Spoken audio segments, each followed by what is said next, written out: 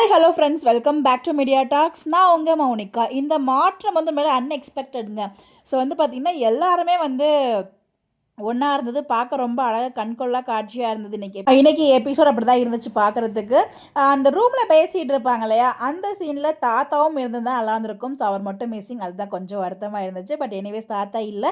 Vijay, Kaveri and பாட்டி அவங்க 3 பேரோட அந்த ஃபேஸோட வச்சிருந்த அந்த ஒரு ஃப்ரேம் ரொம்பவே அழகாக இருந்துச்சு. ஒரு தடவை விஜய் பார்ப்பார், இன்னொரு தடவை காவேரி பார்ப்பாங்க. அவரும் பார்த்து இவளும் பார்க்க அப்படின்ற மாதிரி ரொம்ப அழகான மொமெண்ட் இருந்துச்சு. பட் பாட்டி வந்து இவ்வளோ ஃபாஸ்ட்டாக சேஞ்ச் ஆவாங்கன்னு எதிர்பார்க்கவே இல்லை. ஒரு கோவம் இருந்துச்சு. பட் அவங்களுக்குள்ள அந்த பயம் இன்னும் அப்படியே தான் இருக்குது. பசுபதி நினச்ச ஒரு பயம் வந்து இருந்துக்கிட்டே தான் இருக்குது. பட் அதுக்கான விளக்கமும் காவேரி சொல்லியாச்சு.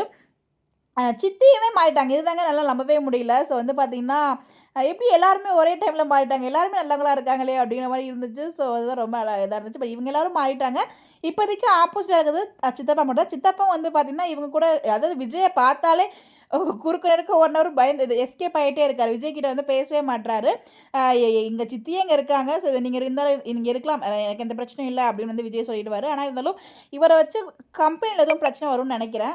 அப்கமிங் நம்ம வீக்காக 2 பேருமே வந்து ஃபங்க்ஷன், அதாவது ஆஃபீஸ் போவாங்க, அதில் எந்த ஒரு டவுட்டுமே இல்லை.